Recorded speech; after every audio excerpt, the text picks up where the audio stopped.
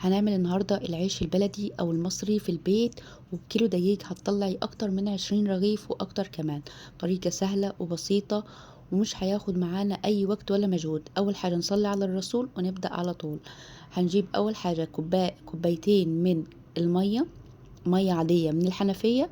هحطها كده في البولة وهحط عليها معلقة سكر وعليها باكت من الخميرة. وطبعا لو مش متأكدة من نوع الخميرة فبتحطيها في شوية مية تدوبيها مع شوية سكر وتتأكدي ان هي خمرت وبقت فيها تفاعل. وحطيت كمان ربيتها مع معلقتين من الدقيق وسبتها شوية. اول ما لقيت فيها شوية فقاعات خلاص كده الخميرة بتاعتي نشطة وبقت زي الفل. حطيت باقي كيلو الدقيق، وبرضو لازم يكون نوع الدقيق كويس. في نوع دقيق مش بيعمل عرق ومش بيخلي العيش يتنفخ بس. وببدأ ان انا اعجن كده وببدأ احط المية تدريجيا، ودي مية من الحنفية ولا هي ساقعة خالص ولا هي سخنة. ببدأ ان انا اعجن كده،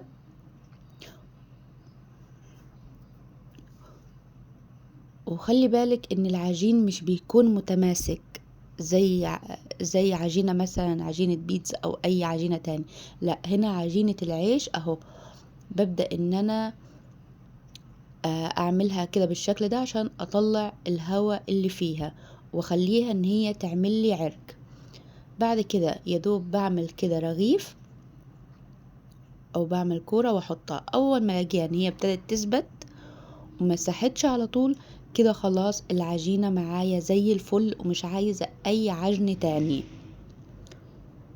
وبرضو خلي بالك مدة العجن ما تزيدش عشان خاطر ممكن تبوظ العرق بتاع العيش. بس ببدأ ان انا احط في ايدي مية واعمل العجينة كده بسويها وبسيبها تخمر. بسيبها تخمر مدة حوالي 10 دقايق، ودي خطوة مهمة ان لازم تسيبي بعد ما العجين تعجنيه تسيبيه يخمر.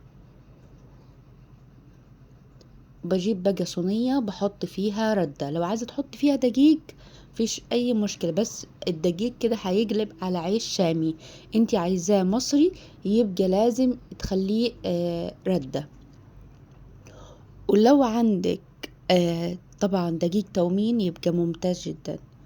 لو ما عندكيش خلاص مفيش اي مشكلة. شايفة بوريك العرق بتاع الدقيق، اللهم بارك. وبجيب طبعا طبق فيه شوية زيت وببدأ ان انا احط في ايدي فيها زيت والايد التانية بقطع فيها وبحط على طول في الردة. ادي كل مرة بتسمي الله كده وتقطعي بالراحة وزي ما انت عايزة تقطعي. عايزة تقطعي العيش يكون كبير، عايزة تقطعيه يكون صغير، براحتك خالص. بس اهم حاجة ما تقطعوش كبير خالص عشان بعدين مش هتعرفي تفرديه. ادي ببدأ ان انا اقطع واحد واحد، وايدي يكون فيها لازم يكون فيها سنة زيت. تبدأي عايزة بدل الزيت تحطي في طبق يكون فيه مية مفيش اي مشكلة. عايزة يكون فيها طبق يكون فيه دقيق وتحطي على الردة، برضو ده اختياري ليكي كامل الحرية. انا بديك الاختيارات اللي انت ممكن تستخدميها بدل الزيت. يعني بدل طبق الزيت ممكن يبقى مية وممكن يبقى دقيق، بدل الردة ممكن يبقى دقيق. ادي ببدأ اقطع كده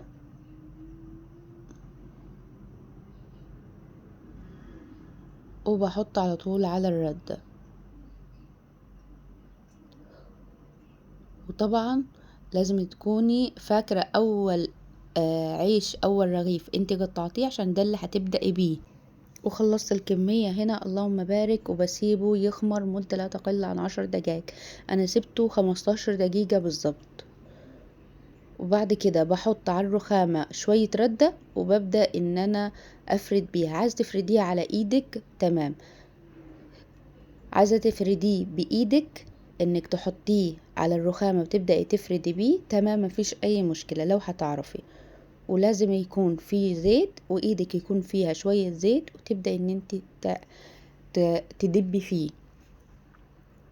وادي هنا حطيته والعيش بعد ما بتدبيه او بعد ما بتفرديه لازم تريحيه. يعني انا بعد ما دبيته على طول رحت ريحته تاني 10 دقايق. يعني بتفردي مثلا 10 ترغفة وبعد كده بتسيبيهم 10 دقايق يرتاحوا لغاية ما الفرن تسخن، لغاية ما الطاسة تسخن. تلمي مواعينك، تلمي حاجاتك زي الفل، تبدأي تعملي انتي ورايقة. ادي الطاسة هنا لازم تكون سخنة، نار مولعة كده، اعوذ بالله ربنا يكفينا عذاب النار يا رب. وبعد كده بكون مشغلة الفرن، تكون سخنة جدا، بتكوني مشغلاها من هو والعيش بيخمر. يعني مشغلاها 10 دقايق او 15 دقيقة. وتكوني مش مشغلة الفرن، مشغلة الشواية، لان انت بتحطي يا دوب العيش يكون تحت الشواية على طول. مش محتاجين الفرن، احنا محتاجين بس الشواية. وهنا على طول بيتنفخ. انا بحطه في الطاسة اول حاجة، ادي بفرد بالنشابة او بايدك، وتكون الرخامة فيها ردة او دقيق اللي يريحك. ببدأ ان انا افرد العيش، وبعد ما بفرده بحطه في الطاسة. اول ما الاقي فيه شوية فقاعات على طول بحطه في الفرن اللي هي تحت الشواية على طول. هتلاقيه رفع معاكي، شايفة السمك بتاعه؟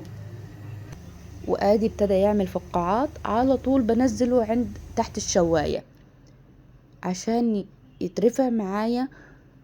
ادي اخدته من هنا على طول على الشواية. اللهم بارك، مفيش ولا رغيف ما جبش معايا او ما تنفخش معايا. اهم حاجة كل خطوة بتعمليها في العجين لازم تريحيه 10 دقايق او 15 دقيقة. المدة المهم ما تقلش عن 10 دقايق، يعني ما تعملوش 5 دقايق. ادي والشواية عالية مش واطية، مش بهديها خالص، عالية. وبكون فاتحة فرن البوتاجاز لان هو في ثانية كده بيجب. ادي هنا عمل فقاعات، هتلاقيني تاني على طول واخداه وعلى طول مودياه عند الشواية، تحت الشواية على طول اهو.